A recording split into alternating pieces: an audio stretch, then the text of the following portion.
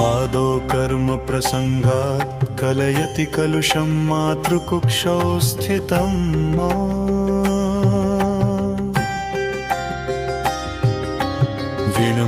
वीणमुद्रामेध्यपूर्णे क्वथयति नितराञ्जाठरो जातवेदा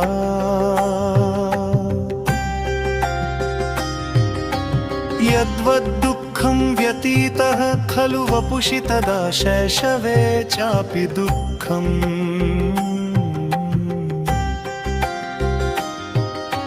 क्षन्तव्यो मे पराधः शिव शिव शिव भो श्रीमहादेव शम्भो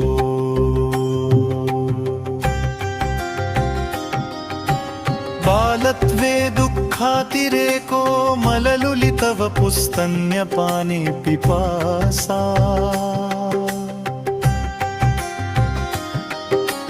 नो शक्तश्चेन्द्रियेभ्यो भवगुणजनिता जन्तवो मां तुदन्ति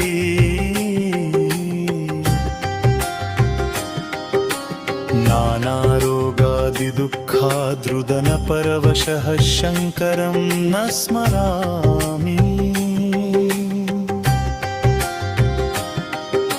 क्षन्तव्यो मे पराधः शिव शिव शिव भो श्रीमहादेव शम्भो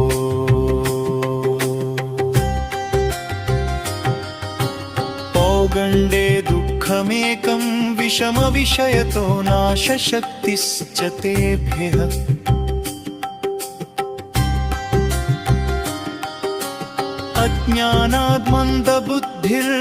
अज्ञानाद्मन्दबुद्धिर्विषयजनितदुःखं न जानामि तत्त्वम्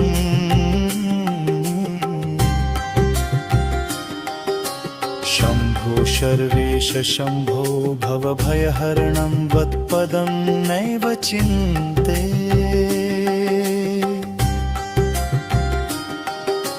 क्षन्तव्यो मे पराधः शिव शिव शिव भो श्रीमहादेव शम्भो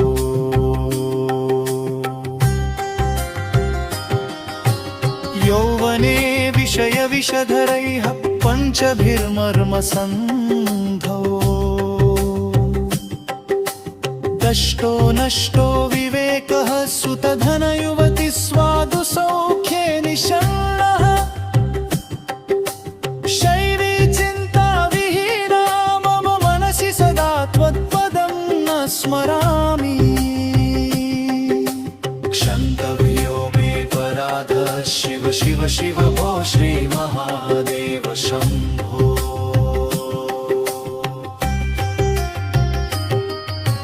वार्धक्ये चेन्द्रियाणां विकलततिरभुद्दुःखदं पापसन्दोहम् रोगै पीडितदेहो मरणभयवशो दीनचित्तोऽस्मि नाथ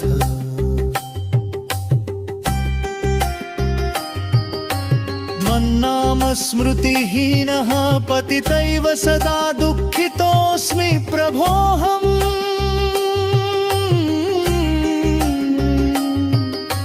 क्षन्तव्यो मे पराधः शिव शिव शिव भो श्रीमहादेव शम्भो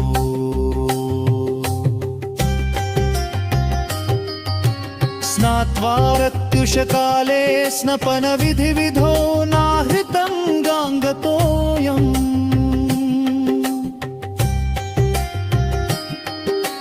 पूजार्थं वा कदाचित् बहुविधकुसुमं नैव दत्तं प्रभो ते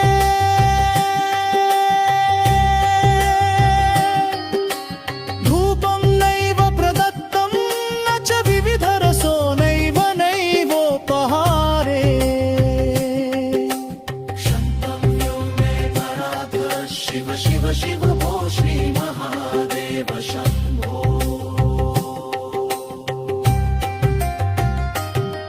न शक्यं स्मार्तकर्म प्रतिपदगहनं प्रत्यवायाकुलाख्यम्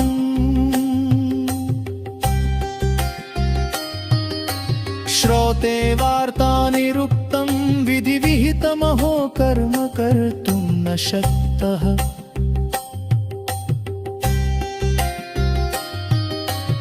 तन्नाम स्मृतिमात्रं कलुषहरमिति त्वत्पदाम्भोजयुग्मम्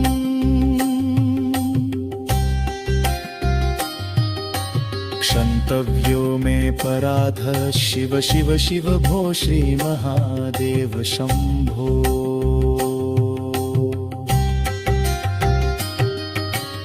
यत्सत्यं मम दोषैः कृतमपरमहो नाथ तन्मे क्षमस्व त्वत्पादाम्भोज भक्तिं भवति भवतु मे निश्चला भक्तिरिष्ट माता पित्रो समीपे जनितमपि मया दुःखमल्पन्यदुत्तम्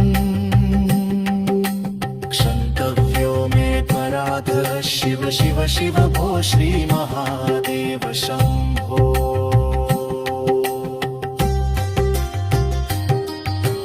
करचरणकृतं वा कायजं कर्मजं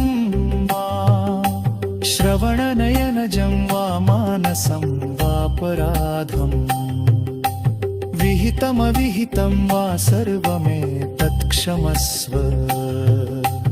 जय जय करुणाब्धे श्री प्रभो शङ्कर शम्भो